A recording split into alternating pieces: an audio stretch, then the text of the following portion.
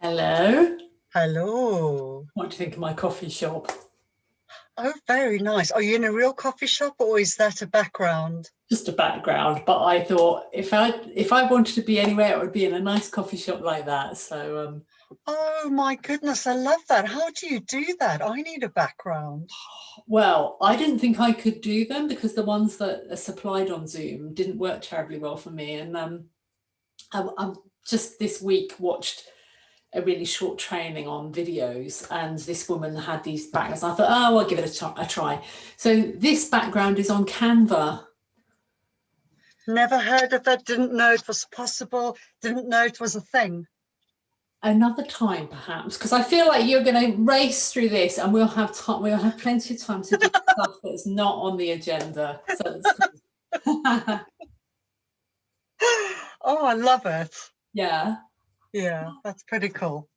So you look like you're doing really well. So where do you put your number at the moment? I thought of that this morning and I thought I'll wait till I speak to you, but I think it's a hopefulness that ramps the number up, and I think I feel like a 7. Okay, cool. Yeah, it's not that, all my eggs are in a basket, ducks in a row, everything's fabulous. Yeah. But just the fact that, the fact that I can begin to imagine or can begin to hope is pretty cool. Okay.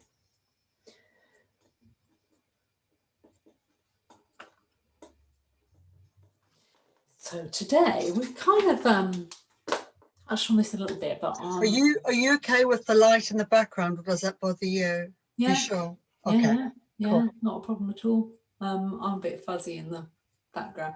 Are you okay with this? Would you rather just see my dull? No, I think it gives it's for some reason it makes it brighter as well. With I don't know why. yeah, you're definitely brighter than what you usually are, but Yeah, it's fine. It's yeah. fine. Right. So today, we're going to talk about language and metaphor. Mm. And none of this is a surprise. I think we kind of touched on this before, that so much of what I do and what I share, and like the route from where you've been to where you want to be, when you pick it apart, it's so flipping obvious that you go, what? Is that it? Is that all I needed to do? Yeah. But as one of the people that's pivotal in an area called solutions focused hypnotherapy famously said, it's simple, but it doesn't mean it's easy. Doesn't mean it's easy, and it doesn't mean we do it. Yeah, I think we know what we ought to be doing, but yeah.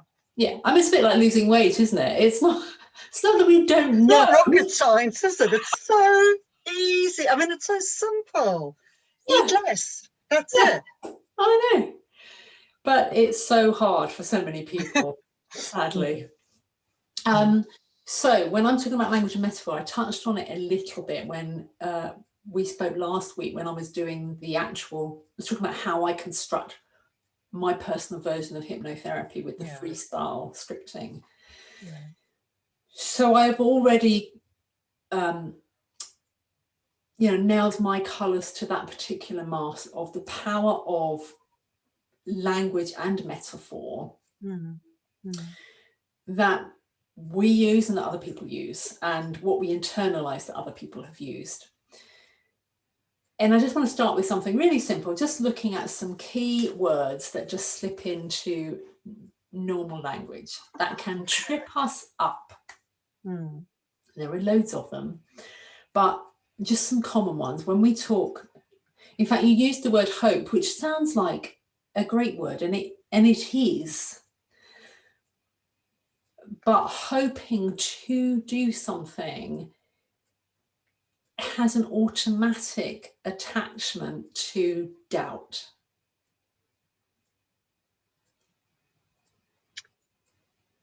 Yes, I can see that. Yeah. Only in language terms. I'm Yeah. not saying that when you hope for something, you doubt you'll get it. But I just want us to both become really mindful about some of the language that we can use, and it just, it automatically springs from the subconscious. And when you're already beginning, when you start to increase that gap and the frequency of those moments where you go, hang on a minute, what did I just think? What did I just say? What did I just do? Just observing what we do, that could be attaching to something deeper that's actually weighting us down. It's like tied to our ankles, and it's anchoring us beneath the surface instead of enabling us to move forwards. Managed to is another one. I managed to do something. It's kind of a bit, you feel the weight of these things when we manage to do something. My shoulders go down. Yeah. It was a bit hard. Yeah. I managed it. You'll be familiar because everybody talks about this these days. Familiar ones of needing to, ought to, should do, must do. Yeah, I'm very familiar with the shoulds. Yeah. Someone shared with me a lovely phrase that I use often now, and said that they don't want to be shoulding all over themselves. I love it. It's great, isn't it? Yeah. That's great. And I'm not going to let anybody else shouldn't over me either. So precisely, yeah. That's cool. Great for sticking in the brain. Yeah. I've heard that one before. That's very good. Some of the others, so I'm just going to launch this off, and then we can just get into conversation, because this is a better session that we can get into conversation. So I just want to put some markers in, and then we can just go where we want to go. Things like generally, possibly, more, less, always, never. The always and never. Tell me about the more and the less. I understand the others immediately. The only problem with more, or even with less, is that it's a little bit nebulous. If you think about when I talked last week, how you're trying to get your thoughts connected to your emotions and the physical representation of what's going on, which is the shortcut into your subconscious brain. It picks up that sensory information, that emotional content, way quicker and translates it than us just using a load of words, which is what we're talking about. But if we attach a more or a less, which is really common when for example, I'll say, so, Rose, you're at a 7 now, what would an 8 look like? And you, for example, said, I'd feel more energized. You get it, and yet at the same time it's a little bit fuzzy. It's a bit, your brain's going, what? Yeah, it's not concrete. No. And we do it all the time, and we get it in conversation, or we think we do. And the same with less. So if I'm less something, less, what does less something look like? Less forgetful, less sensitive, less yeah. So they look like they're more informative than not or no. So if I'm not forgetful, I'm not forgetful. I'm less forgetful. Well, the subconscious brain needs to go, than what? Yeah. Give me more information. It's almost like it's focusing on the forgetfulness part of it first. That's exactly what is going on. Exactly. Because Sorry, I was just taking my socks off because my feet felt hot. I know, I just took my slippers off and I think I might take this off. I'm going to be naked by the time we finish. Oh, no, I I've know. had the heating on all day and I think it's finally kicked in. Same here. I couldn't figure out why it hadn't gone off. I was like, sweating. There we go. Oh, So where were we? We were with the lessons. Oh, yeah. So that's exactly what the subconscious does. We have to think of it in terms of a small child or an alien, because it is, the childlike part of our brain. It processes words in the same way a child would. So if you say to a child, can you do less banging? Child's going to go, bang, bang, bang, bang. Yeah, because it's like, well, what does that mean? What do you mean, less banging? I don't know. Just carry on doing. And and I suppose by vocalizing the word banging, you're highlighting whether you want them to do less of it or not. The fact that you've said it out loud highlights, brings that word into the forefront. Completely. Maybe, yeah. No, maybe. That is absolutely it. You are spot on. Because the subconscious mind is looking for shortcuts. It's looking for more information. Things like, I'm saying again, more information.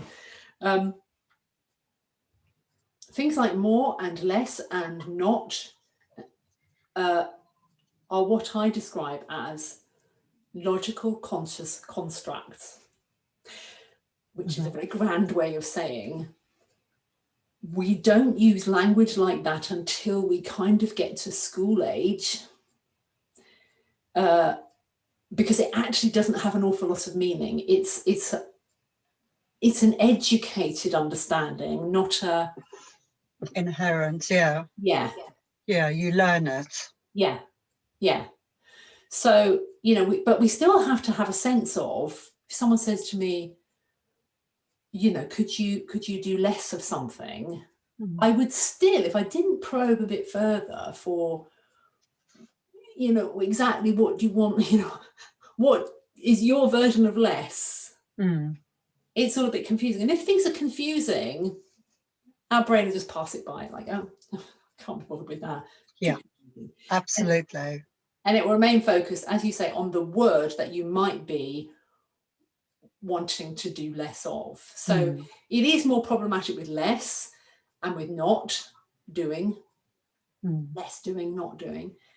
More does usually get followed by a word that you actually do want, so it's not as bad.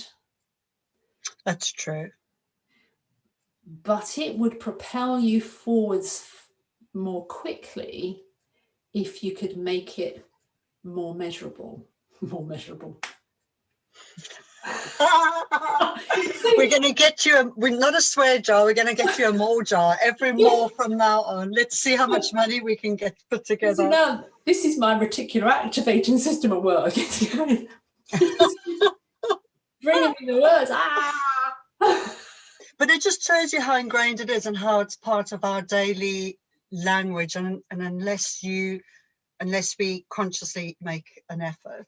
Yeah. So if I want more energy, the better way to get the outcome I want is to contemplate, what is my measure of energy?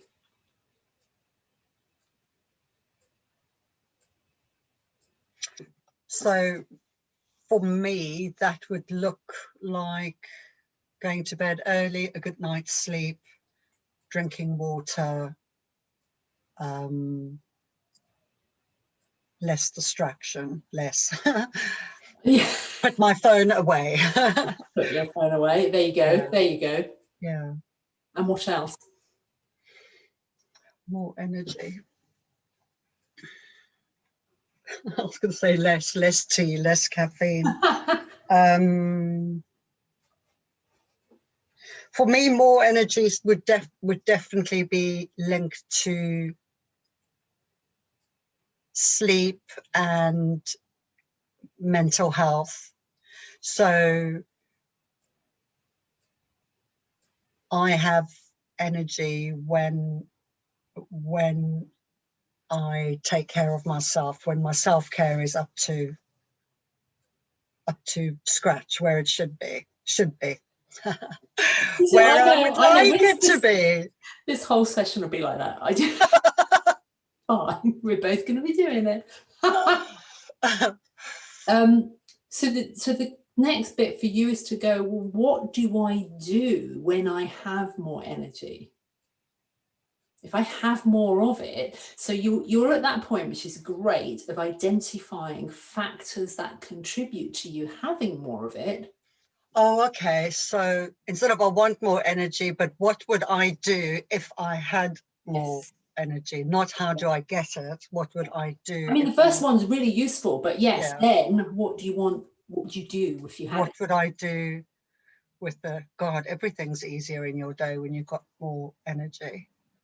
I'm thinking of specific things. More energy would get me to sort out the linen cupboard in the back room, because both those things will add to my sense of well-being, and by sorting out the back room I'll be giving myself space and making it comfortable and inviting and making my heart happy. Love it. Mm. Now, the minute you, even as I heard it, it's not me, when you talked about giving yourself space and making it inviting, I began to feel better. yeah. And so if I felt better, and it's not even your house and your back room. you see how powerful that becomes. Okay, so I might be taking off socks now as well. Okay. Oh, that's better. Honestly, I've been cold in the house all day, and for some reason it's just decided 4 o'clock now it's going to be good and hot. Okay. Well, I think the temperature of the weather's gone a bit roller coaster this week, hasn't it? Yeah. So it's probably just warmed up. Yes, I could think of lots of things to do if I had more energy, and it would be things that would make my life easier. It would benefit me. It would be in my best interest. It would be a real act of self-care. Yeah. Okay, so change it around. So ask not particularly how would I get more energy, but what would I do? I want more energy. What would I do if I had more energy? Yes. Because approaching it that way also gives it, so that you came up with some great stuff, which may be exactly what you need to do. You know, more sleep, drinking more water, drinking maybe 1 cup of coffee instead of 5. You know, that maybe. But when you shift it to the question beyond, which is, what do I do with that energy when I have it? You've then passed the baton of where does the answer come from to the subconscious mind, which will have a look at all those answers you've already given, but might also, because it's freed from the constraints of the logical mind, it might come up with some other things that you suddenly go, oh, why didn't I think of that? That was so obvious. And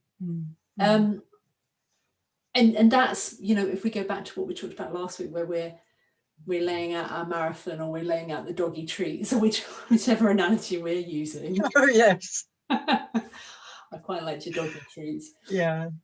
Doggy treats for a marathon. Like, yeah. Indeed. These are other ways of, if you like, so we're laying out the path, and now this whole what would I do if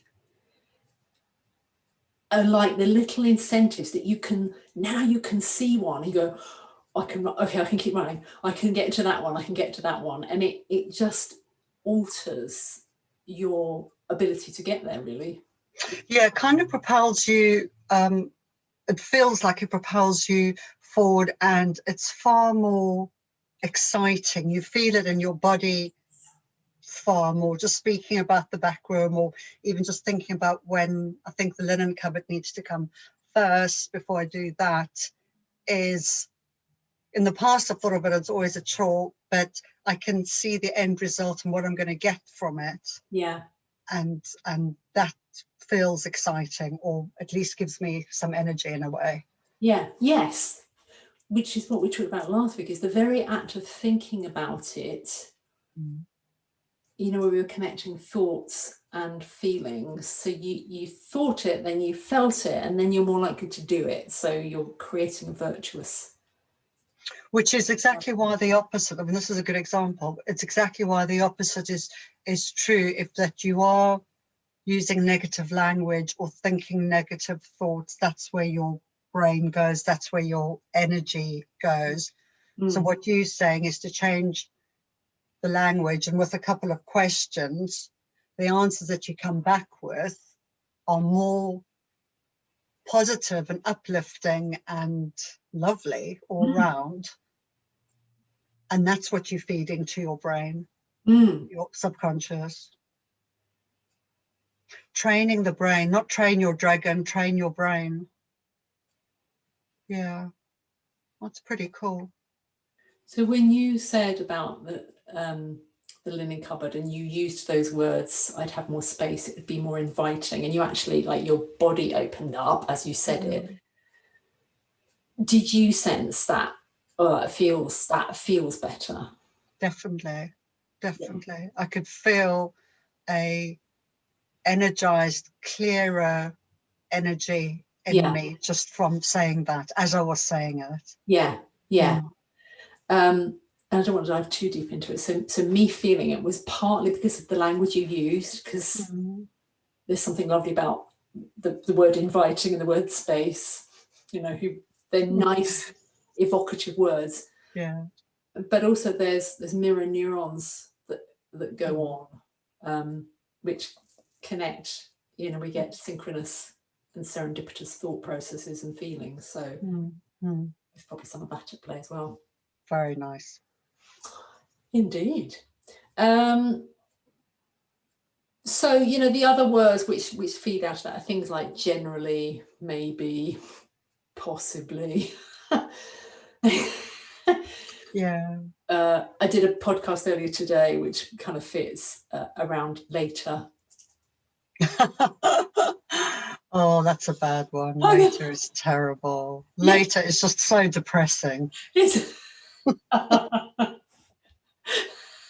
Even the word just feels heavy and drags my energy down as you're saying it. Doesn't it? Exactly. Yeah. Oh, that's horrible. Ugh. Yeah. And so, you know, even if as with everything on this, it's not about me saying, right, what I want you to do, Rose, is this and this and this and this and this. Exercise A today, I want you to complete, you know, that is not it. But, you know, one of the things maybe you take away from it is paying close attention to how words make you feel.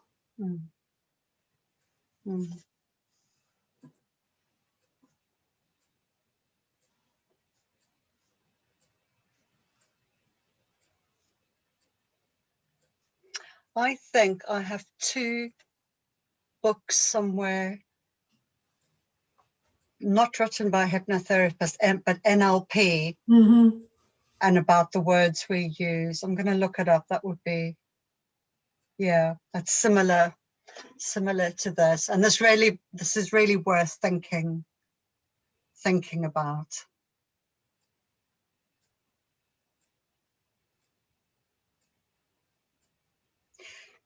And it's interesting because I haven't really thought about how words make me feel, but I can pick up on energy of those around me. And what's today? Tuesday.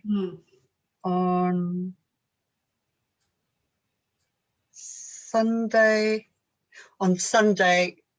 my husband was fine during the day, and then it got to the evening and he was quite depressed and COVID, and his energy just dipped. And and he doesn't mean to, but he's like a vortex when he's like that, with what he says and his body language. And because I'm super sensitive, and I am more so than somebody else, it's very easy for me to get sucked into that. And I had got sucked in the previous week, I think, or a week or two before, and the following day I had a really awful day. I felt really low and weepy and stuff, and so I remembered that, and I thought, I don't want that to happen to me. And he went upstairs to bed, and I lay on the sofa, and I just did this, but I did the physical thing of, and I was like like that, and I just pushed it the fuck away from me. Brilliant. Because I did not want it, because I know what it does to me. Yeah. I can't support him when I'm like that as well. Yeah.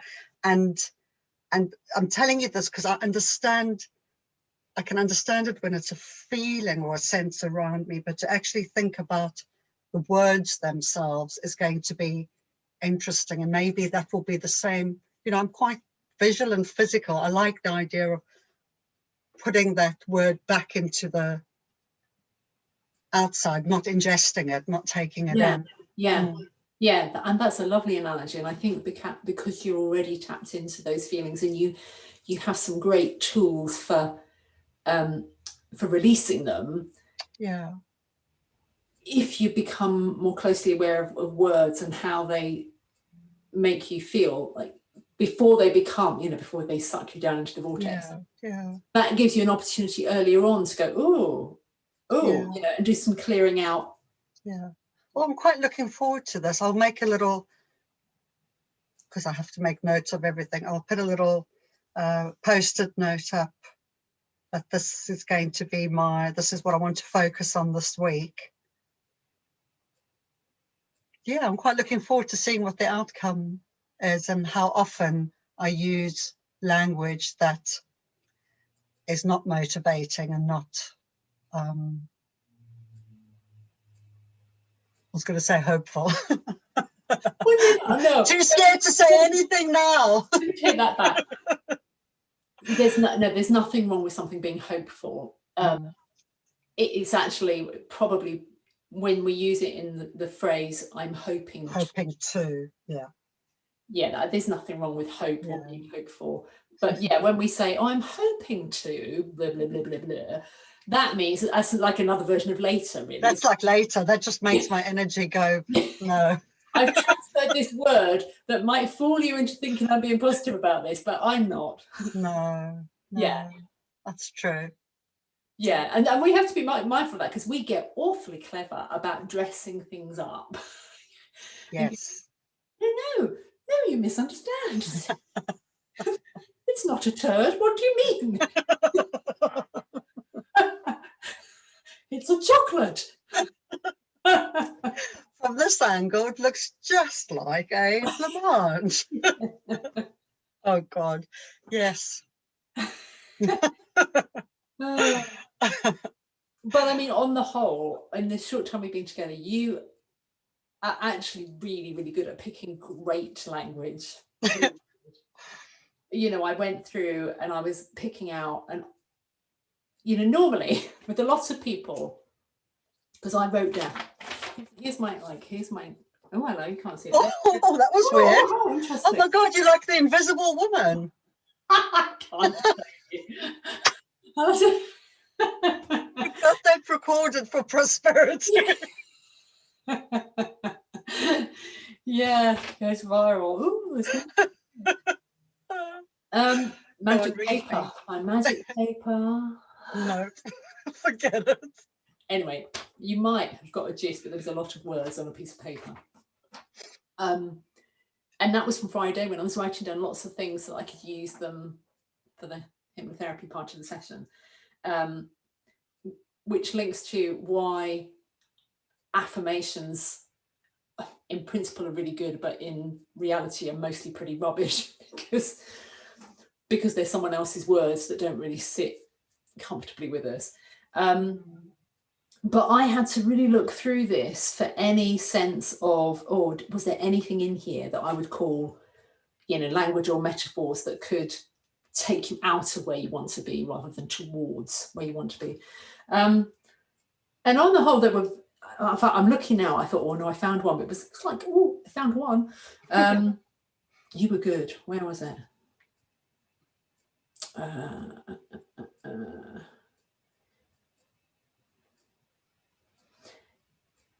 I mean, this is nitpicking, but it's when things have, and most words do have dual meanings, depending on whether we're being positive or negative. So there was phrases like give over, let them, challenging, even do this on my own, you know, could be like an interesting phrase, not to spend loads of time on, but, you know, as you move forwards and you come out of the, like at the moment, we're in the shallows, we're just kind of paddling a little. But at some point you might find you want to kind of dive a bit deeper and go, oh, that's an interesting one. When I talk about doing things on my own, is there something else there that could be interesting? But no, I can't for the life of me find it. I mean, bumping up against things, well, that's not too bad, is it? Oh yeah, the only things I think were things like scramble and grab. But I mean, on the whole, you had phrases like shine. You actually said, I can do the work, I can handle it. You talked about open sky, greenery, validation, body light, feeling good, star of the show, hold your worth. Nearly everything was rooted in positivity and moving you forwards. My language would have been very different 5-10 years ago. You know, I've done a lot of work over the years to get to where I am now. And maybe subconsciously realizing that language is part of it as well. You know, like I know about the shouldn't. Yeah. And I always, you know, that CBT stuff, really, generalization, black and white thinking, that kind of stuff. So I'm glad it shows, and I feel it. I feel it. Yeah. No, it's really good, really good.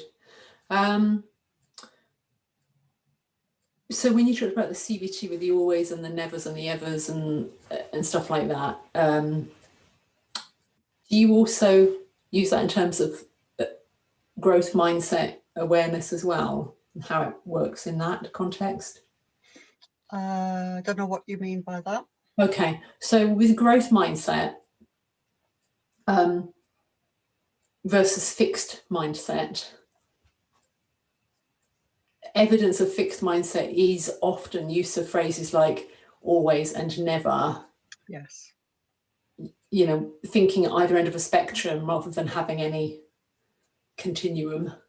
And identifying that people with fixed mindset thinking who are at those spectrums struggle more with learning, with recovering from setbacks, with failure. You know, they tend absolutely.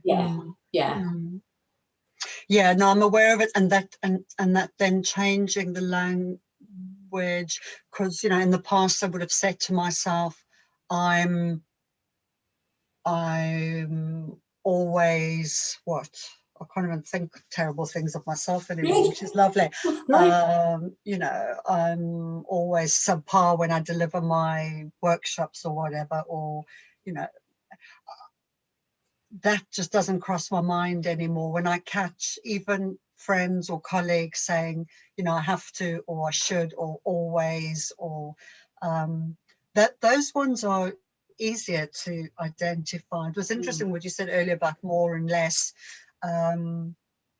because the big ones, like those CBT ones, when they, you know, they teach you to, because you need to look at the facts and not the fiction. And that's Mm, what it boils down to. So do you really always X, Y, Z? mm, And of course the answer is no, because nobody always X, Y, Z. So yeah, I find those will be easier to notice in the coming week. I think maybe it's all the other little ones where you say, you know, things have two meanings, where I sneak them in. They're going to be interesting this week, I think. yeah, yeah, Mm. yeah. I think, you know, if there's and there's a lot of overlap with the way CBT works and the way that I work. In fact, when I did my last program, I think one of my clients, and I often get people that are skilled in mental health areas, actually thought I was a CBT practitioner, which I'm not. I'm not. I'm not. No, I'm not. Never studied it. But I think what CBT is very good at is being a bit of a microscope on what you do. Mm. And whilst I do that, it's more about what do you want to do. Yes, that's where yours is very different. Yeah. Yeah, It's not just looking at now, but what do you want yeah, to be doing? Yeah. yeah, What would that look like if you, yes. yeah. Which Yeah. reminds me of, I haven't even asked you yet about your workshop, your talk that you did last week. Oh, it was great. It was great. So when did we, Well, I spoke to you on oh yes, I Friday. spoke to you in the morning. Mm, That's right. I had a 12 o'clock one, and this is an old client. I've known them for 12 years that I've been working with them, and the HR lady is lovely and we like each other, and she really understands mental health and well-being, so it's always a pleasure. nice. And I almost leapt into the monitor. It was so nice to see her on screen, and we managed to set it up. We did a test run, so no talking to a blank screen. I had 4, 5 people on my screen, Nice. lots of familiar faces. It was, I was so emotional at seeing them, because I haven't seen them for almost a year. And, you know, I don't have an office. They're basically my colleagues, and I get on really well with some of them. So it was lovely.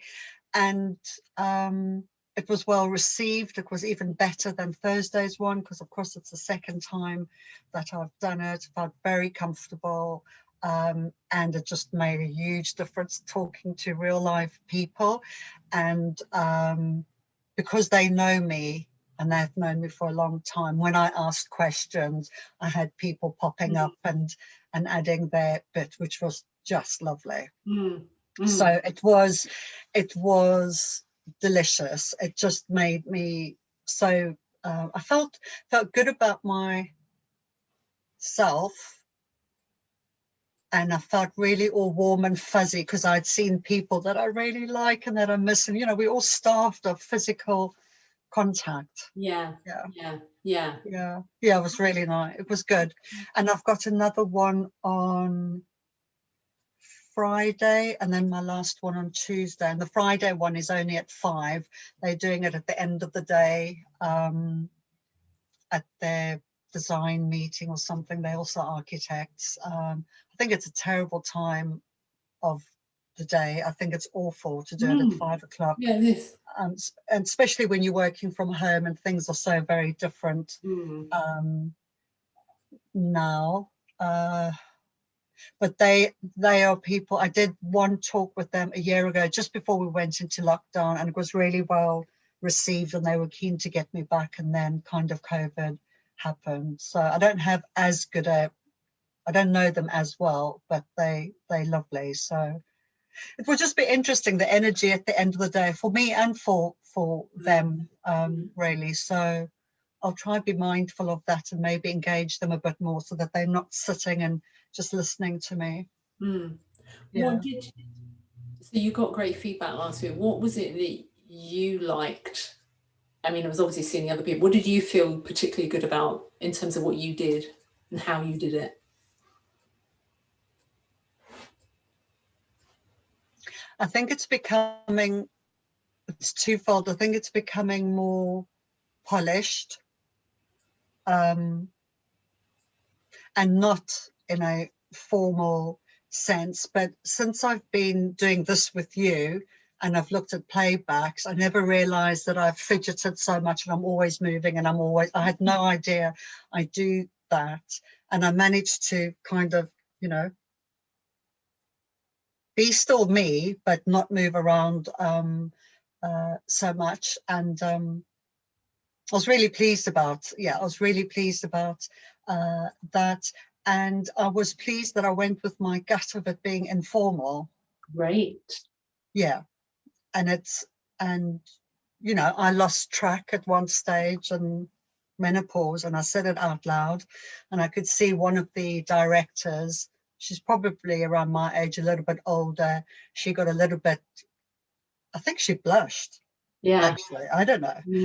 But she had a little giggle, and I just thought, I'm never not going to mention it because it is part of what it is. Yeah. So maybe it's maybe what I'm enjoying is the trusting myself and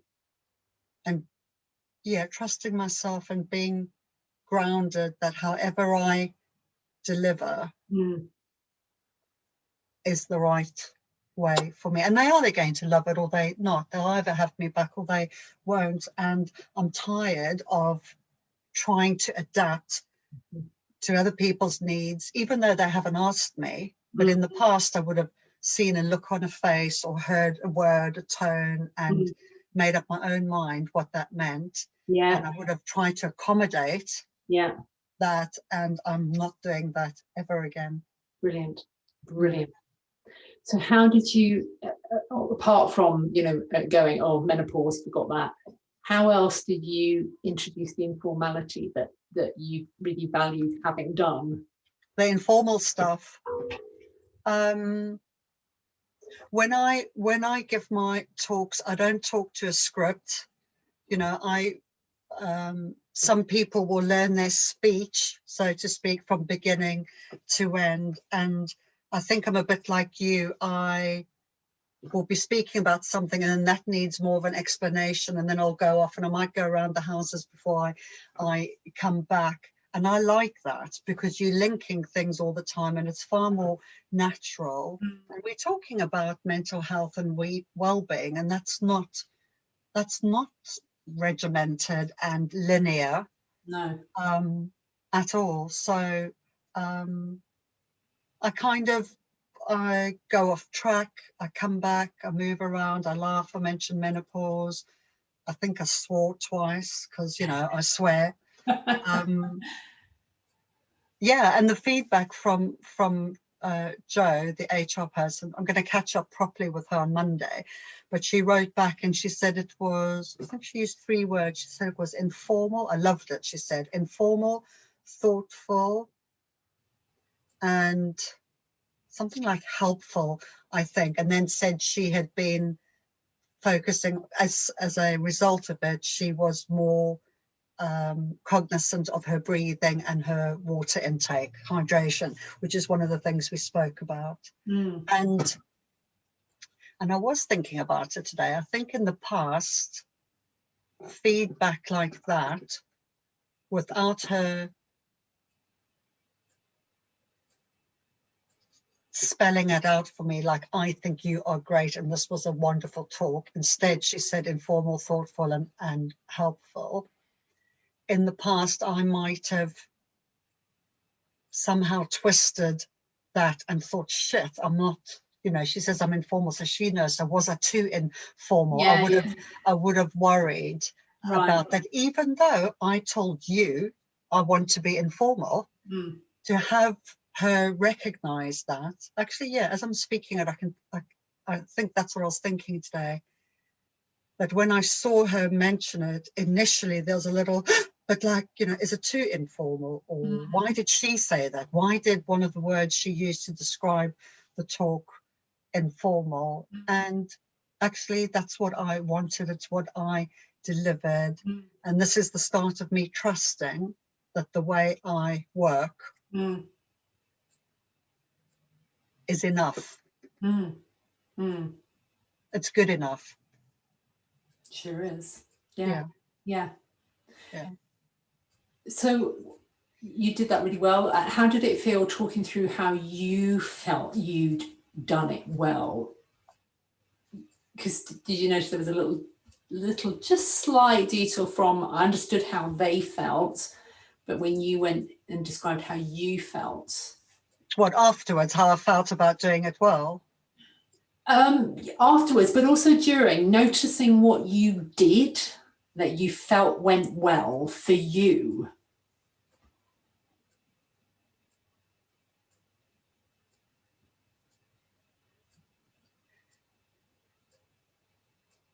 I'm not sure if this is what you mean, but I asked a couple of questions, and people came. They pop up on the screen, and they were speaking. And I'm used to doing this face to face in a room, and the video is still new for me. And I felt chuffed with myself about how I allowed silence and let them speak, because I'm very good at jumping, and as you can tell, very good at jumping in all the time, because I am a talker, and it's twofold. I don't want people to feel uncomfortable, so I jump in, and I suppose I don't want me to feel uncomfortable because there's this long silence. But I am learning that if you let the silence continue long enough, people just need that time. Somebody will. It's very rare, and maybe I didn't leave those silences long enough in the Thursday talk, and that's why nobody spoke. Could be. Could be, yeah. But yeah, so Friday I was pleased with that, and I recognized how that I felt good about it as it was happening. I was pleased that I was kind of nailing this bit of how you deal with a client and interaction. Yeah, which is great. And the reason I wanted to get you talking about that in that way was because traditional, like business training, education, wants you to go over what you could improve. And so it's picking on the things that you could do better, which sounds very sensible. But this is flipping it on its head and going, I'm going to look at what I did really well and made me feel like I know I did it well. It felt right for me. You winced a bit there. I knew I did it well.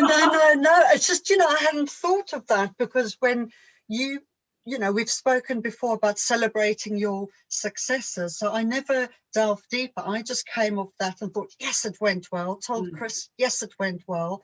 But it didn't occur to me to go in deeper and what went well, and what how did I feel? What made me feel good about what I did? It hasn't occurred to me to ask that. I love it. Good. Well, I hope you'll do more of it. Yes. So not just well done me, but what did I do well? And how did that make me feel? Yes. Oh, I like that.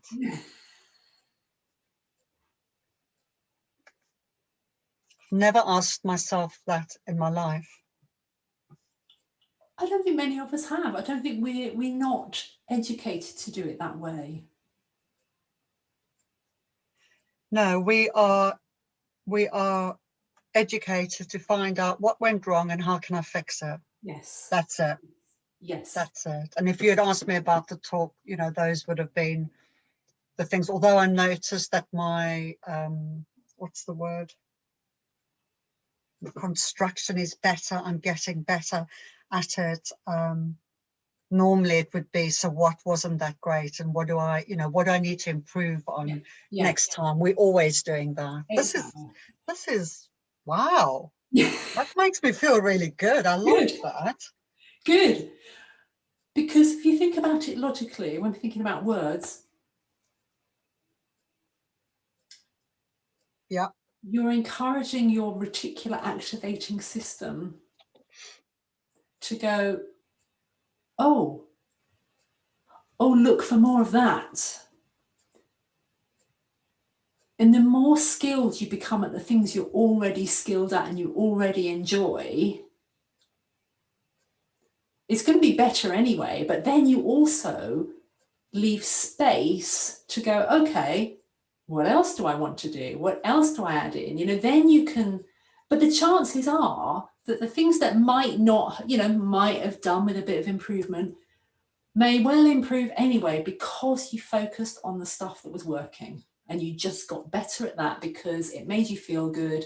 Because it made you feel good, you did more of it and you thought about it more, and yeah. That is flipping things on its head. We have never been taught that, No. ever. It's always about, look at your failures, what went wrong, what are you going to do to be more prepared next time? Yeah.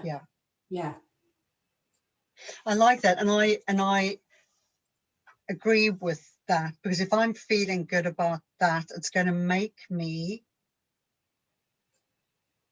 want more of it. It's going to make me come forward for it. And then, like you said, automatically might just work on the things that weren't so super great, but without them being this big negative, because I'm carrying the energy of what went right, and I'm in this excited space as to, well, what else can I do? Yeah. That's a complete different mindset. Oh.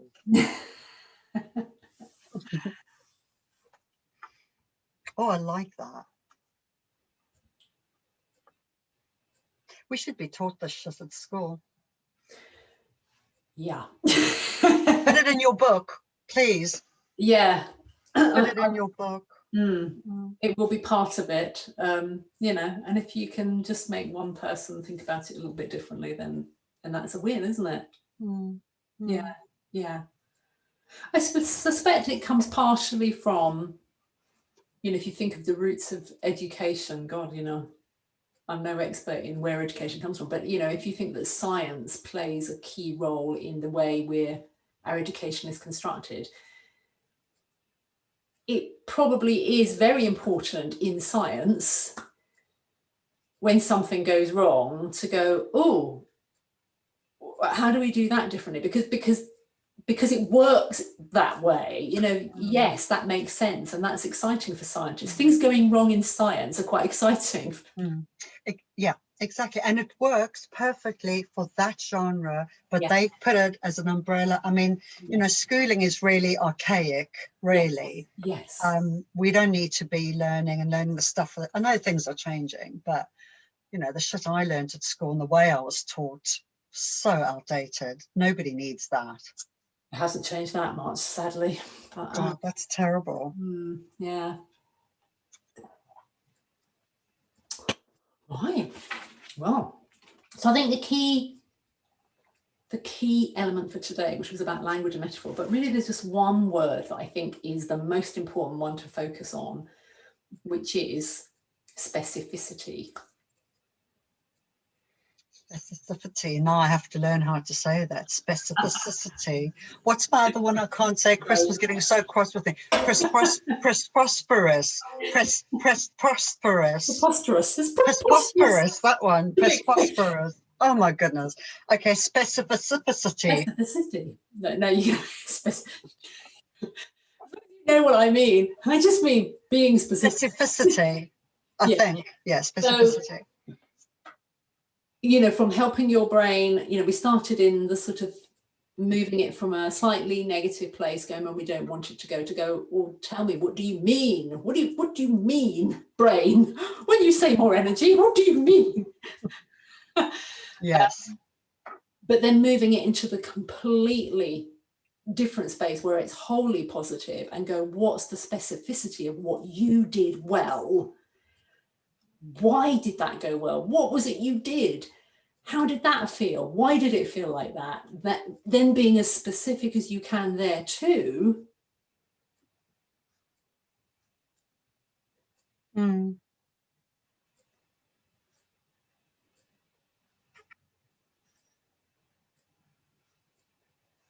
Yeah, I'm going to have fun with this one this week. That's a really joyful, energetic task for the week. Nice. Yeah.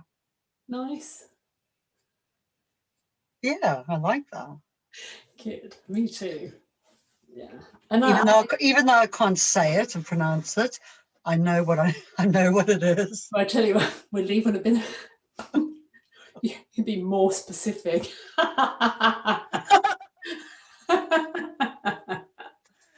That's what I'm going to go for. Oh my God. Oh no, now really I'm going to have to learn it, because I can't tell myself I need to be more specific. You can, because it will remind you every time. Now I've got 2 words, specificity and prosperous. Oh dear. Oh, I love it. That's so silly. Yeah, that's good. That's I good. like it. Right. Well, I will see you on Friday. See you on Friday. And yeah, well, so remember, Friday 10 o'clock is your opportunity. We just do half an hour of chat, and then half an hour you just get to sit in your chair. I'm looking forward to it. I listened to last week's once again, I think last night, the night before, and didn't fall asleep because I was hanging on to every word and I wanted to hear it. And it just, again, it just is so revolutionary, and it explains why specific scripts don't work, why I've never wanted to go to hypnotherapy, because I just thought it was the script, and why affirmations, you know, I'm really not that into them unless I have made them specific before for something, but as a one-off. I never really thought that's what needs to happen with them. You need to swing them around completely if you're going to use them. So I'm really looking forward to that on Friday. Yay! Yeah. Yay! I like it. You can just put you know, perhaps a big poster, what makes me great. How big is this poster? Are we talking A3? I think. Bigger. A1. God, I miss working in an office. You know, if I was still at the architectural practice, I could get my hand on a plotter and go AO even. That's what I need. I'll ask them to send me some paper in the post. Yeah, you can always launch your workshop with, I'd like to tell you how good I am, but I don't think you got a piece of paper big enough. The screen isn't big enough. No. Oh, I like that. Be specific about how great you are. Lovely. Thank you. No, you're welcome. Always a joy. Right. Nice. I will catch you. I'm doing a talk of my own tomorrow, which happens. Are you? What time is yours? Lunchtime, 1 o'clock. Ah. Yeah. Anything interesting and exciting you want to share? How to rewrite the rules of menopause. You will. Good luck. It's just doing what I do, isn't it? It's just like the overview thing. That's pretty cool. And it's what you know, and it's what you're good at. So good luck. Yeah. I'm just going to get in touch with the woman that organises it. I'm thinking, I haven't heard from her this week. You know. Oh yes, maybe do that. And then when you are finished, I want you to be really specific about what you did well and how it made you feel. And I'm being serious. Okay. Okay. Okay. You're probably much better at it than what I am. So, and you can say specificity. Specificity. That one. Yeah, that All one. right. I will speak to you on Friday. Friday, 10 o'clock. See you Thanks, Shirley. It was awesome. Yeah, take care. Thanks. Bye. Bye.